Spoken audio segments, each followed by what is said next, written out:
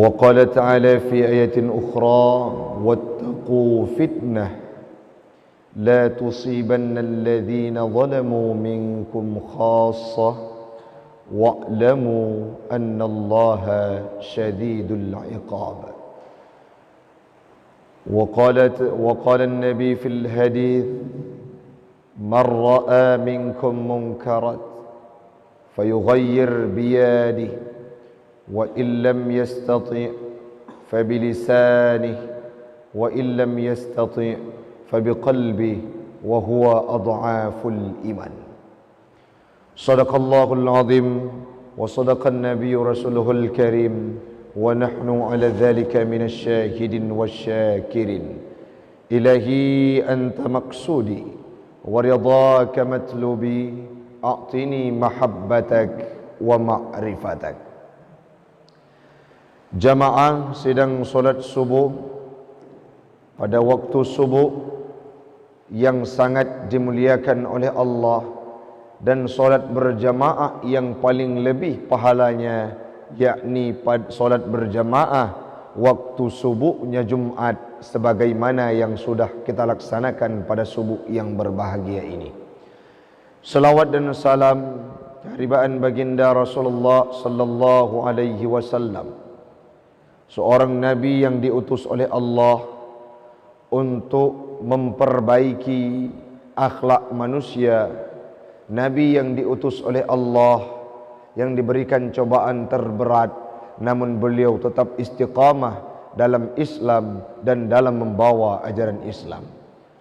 Salawat dan salam kepada al dan sahabat beliau sekalian yang telah memberikan dedikasi terbaiknya, kontribusi terbaiknya untuk Islam, agama saya, agama anda, dan agama kita semua. Alim ulama mutaqaddimin, mutaakhirin yang muktabar kedua-duanya.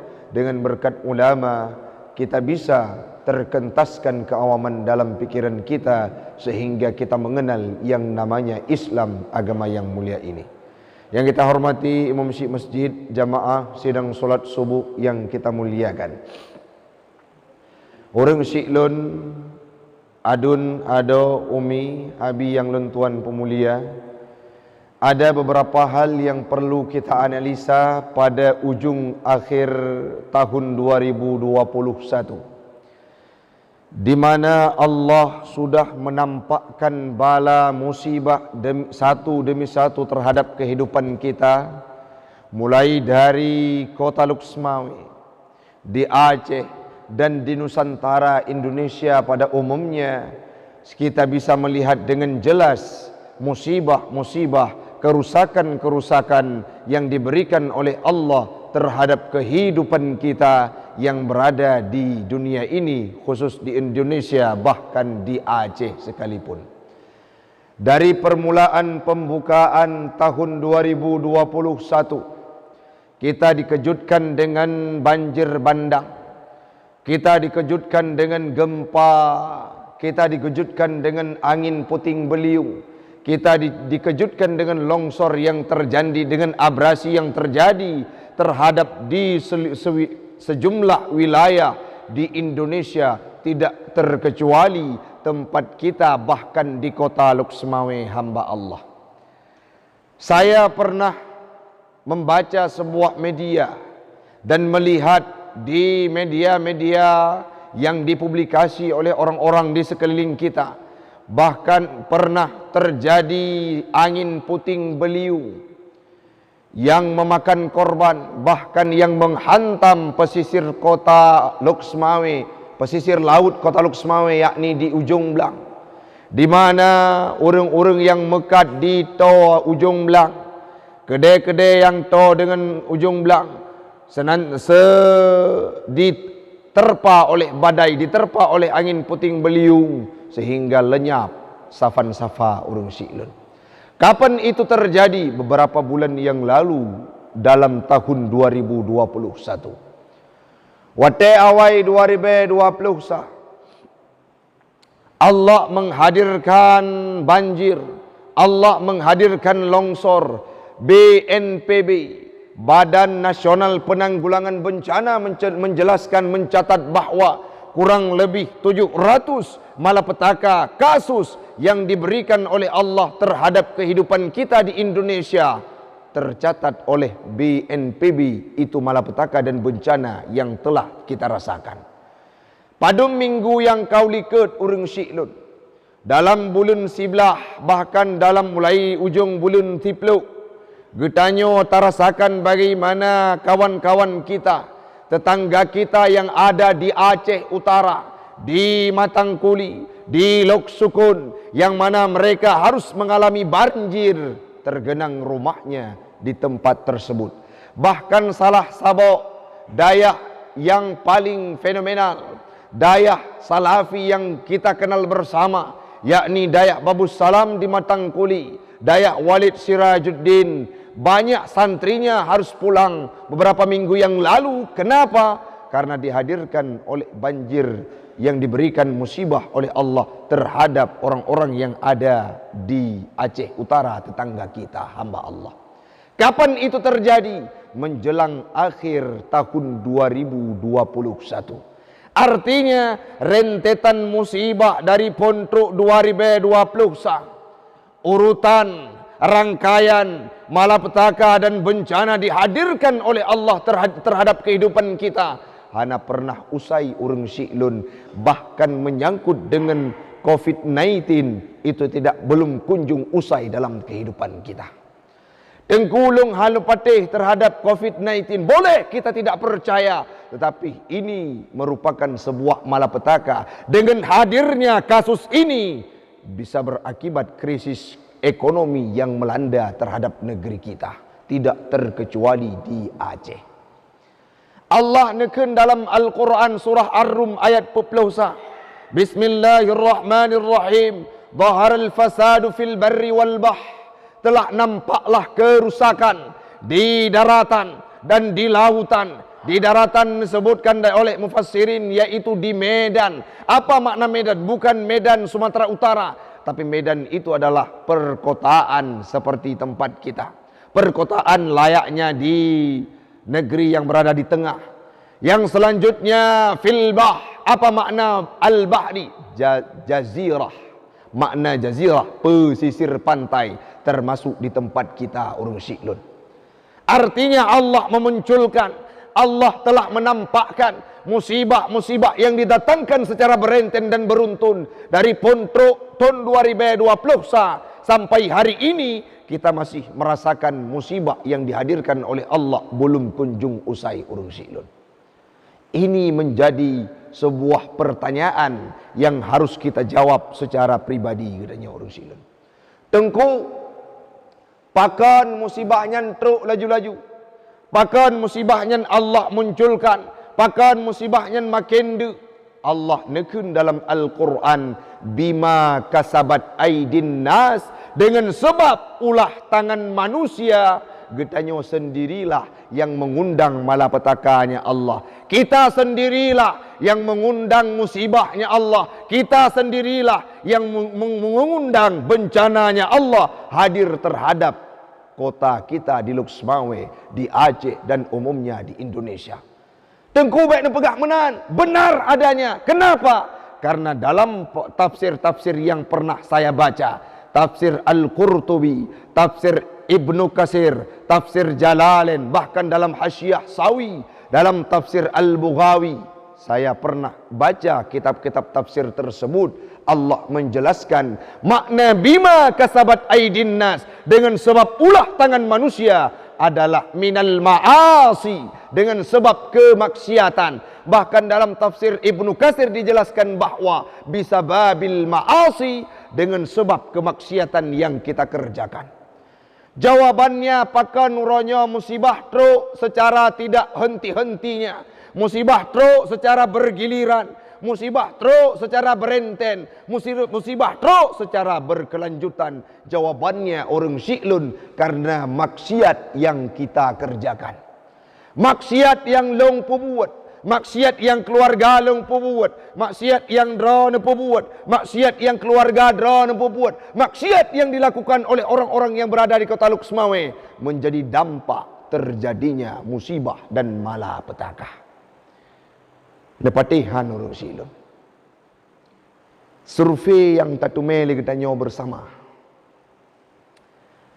Khususnya di tempat kita nyawa maksiat yang paling raya adalah urang-urang yang mengabaikan urgensitas untuk iqamis salah. Tapi mempom makna orang-orang yang kubah sembahyang, orang-orang yang tinggai sembahyang sudah merajalela di tempat kita. Kubah sembahyang, meninggalkan solat, urutan dosanya berada pada urutan kedua dalam kategori kabair, dosa-dosa raya.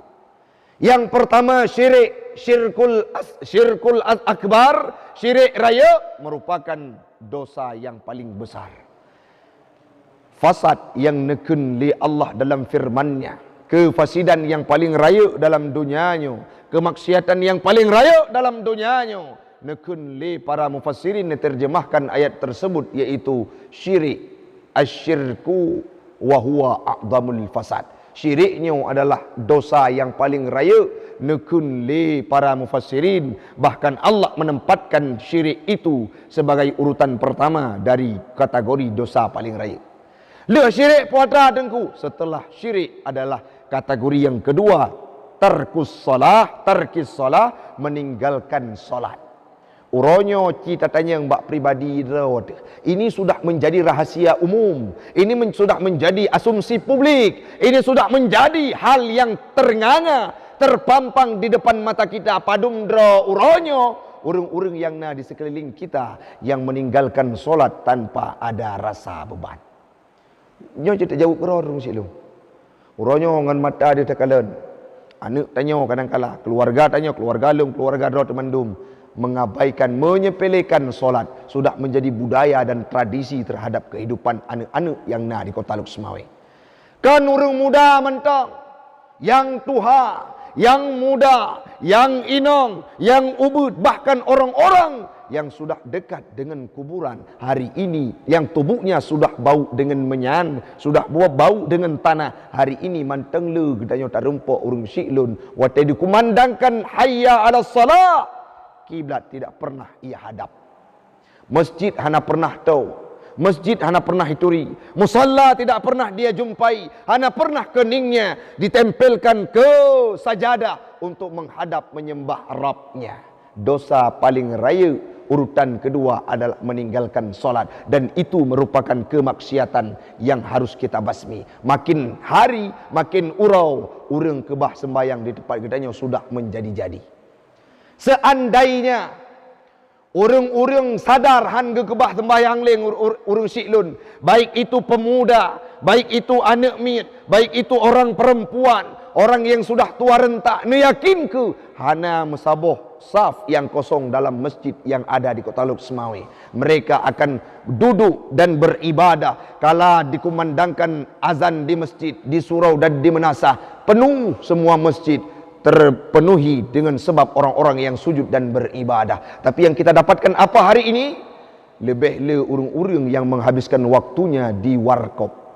Lebih banyak hari ini orang-orang yang menghabiskan waktunya di kedai kopi. Lebih banyak hari ini orang-orang yang menghabiskan waktunya di gerai, di tempat-tempat kafe-kafe yang tidak ada berbau agama.